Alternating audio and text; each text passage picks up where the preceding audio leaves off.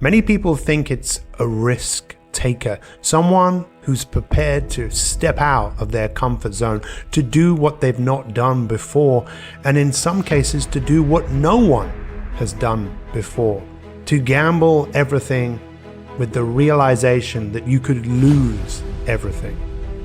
But is that really what an entrepreneur is? When you look at the real meaning of the word in its origin, it doesn't mean risk taker. It means someone who is prepared to grab something in front of them, someone who wants to take control. Now, as a coach, every day I meet people who want to make positive changes in their life, people who want to achieve, people who want to be more productive, successful, have more fulfillment in their life, to be what they're truly capable of becoming. In order for you to have more, you must become more. You must become an entrepreneur and take control of the most important thing that you own, and that's your mind. Everyone has a mind, but many people are unaware of what your mind is doing. You see, the purpose of your mind is your mind plays tricks on you. So if there's anything that you want in your life and in your business, the odds are stacked against you. Why? Because you are against yourself. Inside everyone is a burning desire to be an entrepreneur, to take risks, to grab opportunities, to take control of our lives. So how do you take control of your life? By taking control of your mind. How do you take control of your mind? You must become more aware. Aware of what it's like to be yourself. I love to ask the question, how are you? What is the origin of how are you? It's actually very biblical, meaning how are you with God? Now for me, my interpretation of that is how are you with yourself? What is the experience like of being you? Chances are it's not what it could be. Chances are it is what it has been. And maybe you're like so many people all around the world that is fighting a losing battle. A battle where you are more focused on staying where you are than focused on where you want to go. Napoleon Hill wrote about this in 1937 in Think and Grow Rich, interviewing over 500 of the most successful people, from Alexander Graham Bell to Henry Ford to Thomas Edison. And he could see from all of his work that there were patterns in what people were focusing on.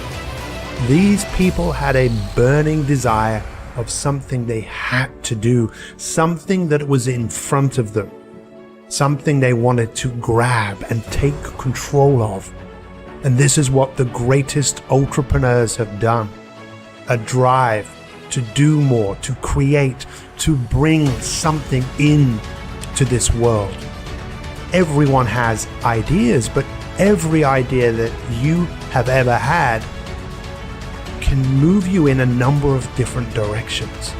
Right now, stop and look around at all the things that man has created, and know that all of those things that have been created twice. Once inside their mind, and then in reality.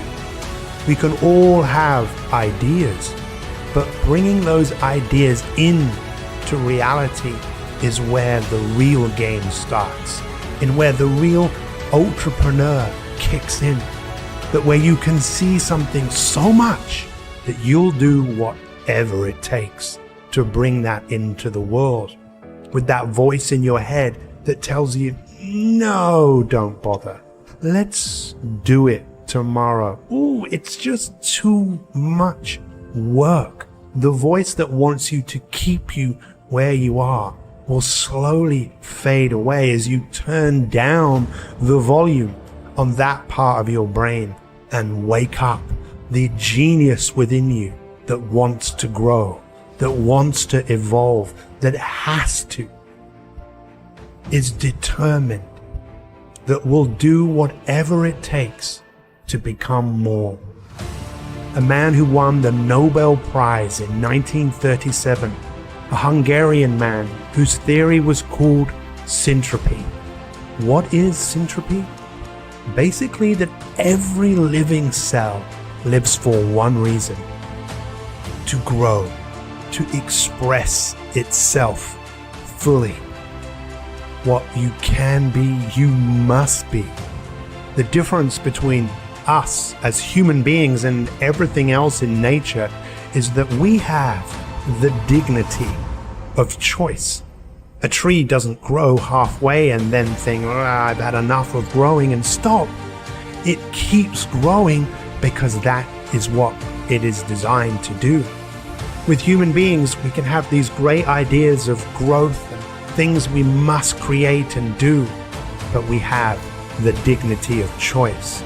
And I challenge you right now to see that all of the choices that you have are either going to move you forwards into growth or back into safety. The natural state of the garden is weeds. The natural state of the garden is decay. We have to go to work on ourselves. We have to become entrepreneurs of our mind, to take control, to be who we're truly capable of being. And your secret weapon in all of this is to find humor in some of what goes on inside your mind as you begin to realize you are more than your thoughts. What you can be, you must be. The time has come for you to be the leader that you are looking for, to be the entrepreneur of every area of your life.